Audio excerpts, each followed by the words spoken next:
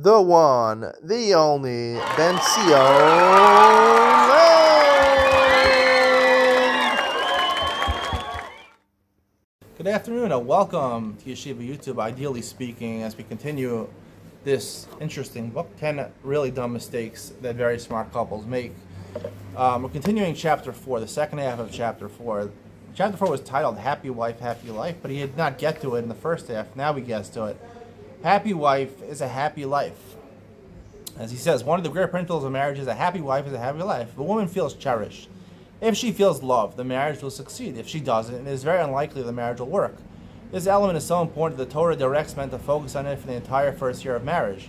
If done correctly, it will set the foundation of the marriage. He says many times, he quotes from the Steipler going. The Steipler says, the main hope of a woman is to have a husband who loves her. If she sees this isn't so, it crushes her spirit and can be close to pikuach nefesh. It can almost kill her, literally, at least emotionally. The Steipler explains, this is a core need in a woman. She needs to be cherished, appreciated, and esteemed. She needs to be looked at with eyes that say, you're the only one, you're special to me. When this need is met, she feels fulfilled and happy in the marriage. If it isn't met, she's miserable. True. All true. How's your marriage? He says, when a couple comes to my office, I'll often ask the husband, how's your marriage? Baruch Hashem, he says, good. And I'll ask the wife, how's your marriage? Terrible, it's horrible. Wait a minute, I want to ask, aren't you two married to each other? The answer is yes, they are married to each other, but there are two marriages, his marriage and her marriage. And they are very different. A woman needs to know she's loved and cherished. At the core of her essence is a profound need for attachment to her husband. She needs constant reassurance of his love. If that's present, she will feel satisfied and happy in her marriage. A man typically doesn't have that need. It's not vital to him. He's not focused on it. Even if they aren't connecting all the time, he can still feel happily married. He can love his wife, know it, but not need to share and connect. Because he doesn't feel the same need, he may not shower her with attention that she craves. So that's basically all there is to marriage. And even though on most of this book I disagree with him, I'm going to tell you, because this shows that what I'm saying, even when I'm criticizing, is actually because I believe what I'm saying. I'm not just trying to pick on him. This half of the chapter, he got it 100% right, the author. I mean, this is the very beginning, the foundation of every marriage. In the beginning of the marriage, as much as I've said many times, you have to worry about yourself as a man, you have to take care of your own needs. First, you got to focus on the woman. And I always, this refrain kept on repeating in my mind in the beginning of my marriage, happy wife is a happy life. I did everything in my power to make my wife happy. I gave her as much attention. I treated her like a queen. I still do treat her like a queen, but, you know, over the course of the past couple of years, I try to scale back a little bit and take my own needs into account as I become more of my own person, and try to balance that while still making her feel cherished and loved. You have to say all the time, I love you to your wife, even if you don't believe it or you don't want to say it. Always say, I love you. Always bring her flowers, not every week, but, you know, once in a while, chocolates, take her out to eat. Treat her like a queen. If you want a good marriage, really it's in the hands of the husband.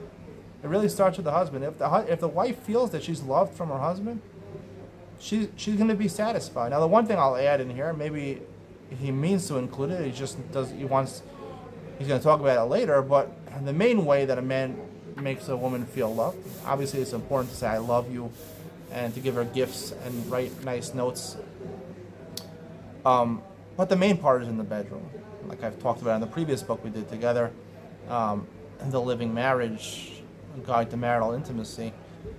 Yeah, it's called Making Love. I mean, if you want to, you have to pay a lot of attention in the bedroom. I'm not going to get into that now because I talked about it a whole book, about the different, you know, aspects of that.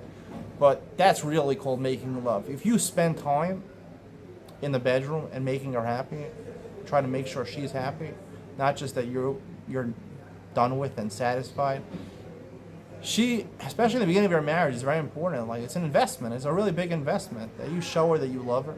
And it goes on throughout the marriage. You always have to fulfill your own. It's a requirement of the Torah. You have to be together with your wife on a regular basis.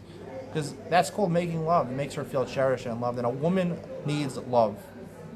A man wants to be respected, but a woman needs love. She needs love. She always needs to feel loved. And if that's lacking, especially if it's lacking in the bedroom, the woman is not going to be happy. You'll see it on the woman. You can look at any woman. I can look at any marriage. A new couple walks into the room, whether they're married, newly married, 5 years married, 10 years married. It doesn't take me long to figure out if the woman feels loved in the marriage.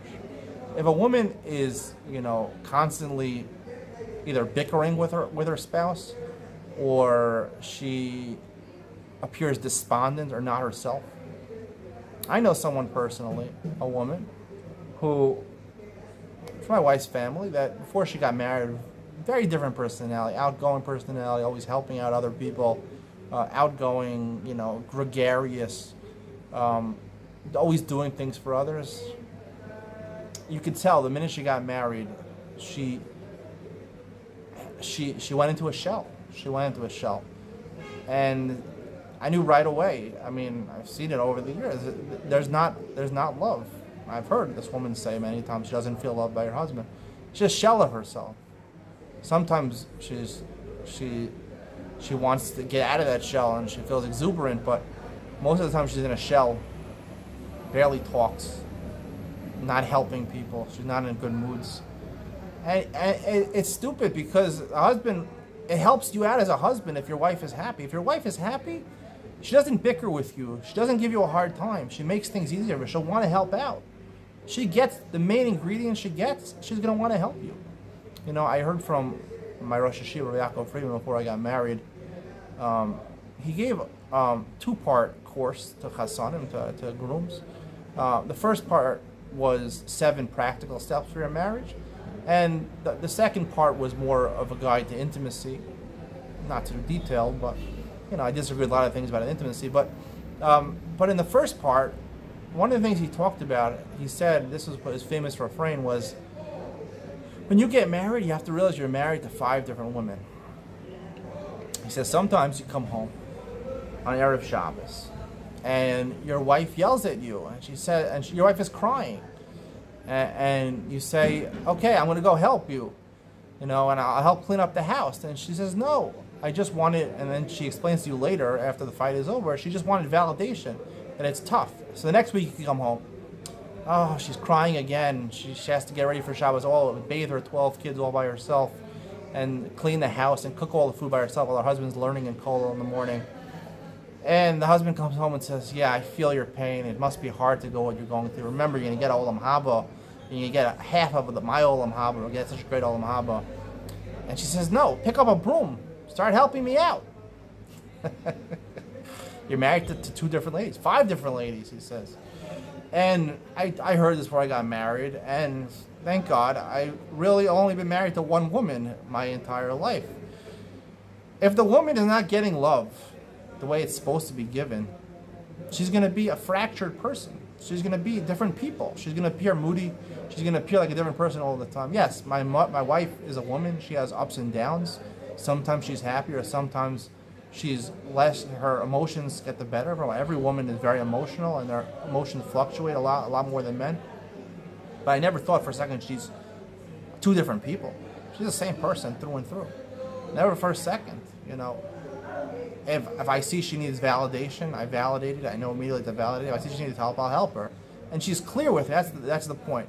A woman who doesn't feel love will not tell her husband what she's feeling. There's no communication. She won't tell. And this is a point that he brings up over here. And that's why he thinks it's 5 different women, because there's no communication. He doesn't know what she needs. If my wife feels she needs something, she'll tell me exactly what she needs, whether it be help or validation or love. She'll tell me what she needs. And he says over here that a wise woman builds her house, a foolish woman destroys it. A woman feels unloved. It happens a lot that she feels unloved. That's a problem, and it has to be addressed. However, it's important to understand that it's the obligation of both partners to deal with the issue. Obviously, her husband has to do what he can to make her feel cherished and special. But she needs to explain to her husband what is it that she needs. This is what it says, a wise woman builds her house and a foolish woman destroys it. If you recognize that your needs are not being met, deal with the issue. Don't overreact. Don't explode. This will make you uglier and destroy your shalom bayis. Sometimes you feel you just have to be out there. And the next day, when things are calm, explain to your husband what you're feeling. If you're dealing with 2 reasonable people, which is almost always the case, and just boils down to misunderstandings. It's true. The woman, if she's being violated, her love, she's not being given love, and that's really abuse to a woman not to give her love, whether it's in the bedroom or outside the bedroom.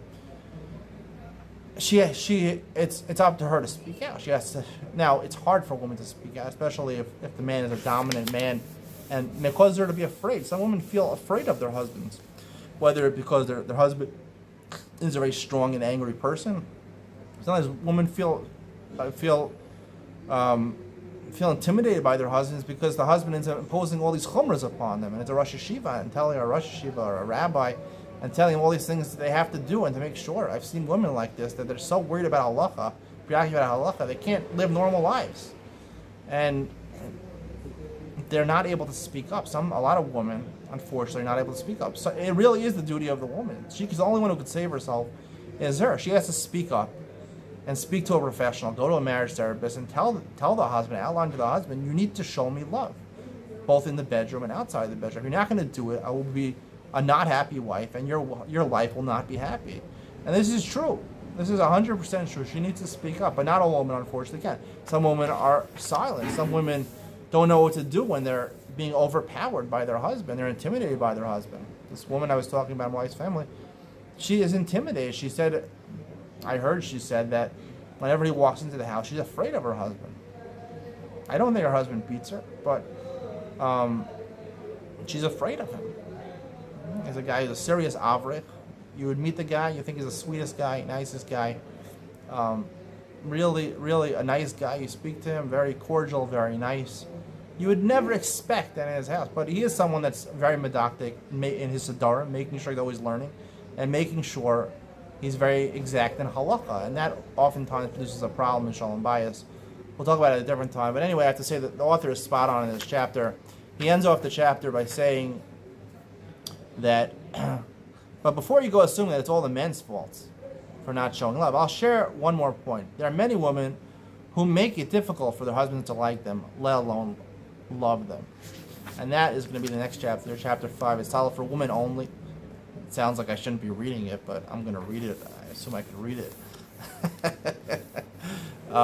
Women contribute a lot of times to a husband not loving them, and I'm interested to hear what he has to say. I hope you will be too. We'll do that chapter next week.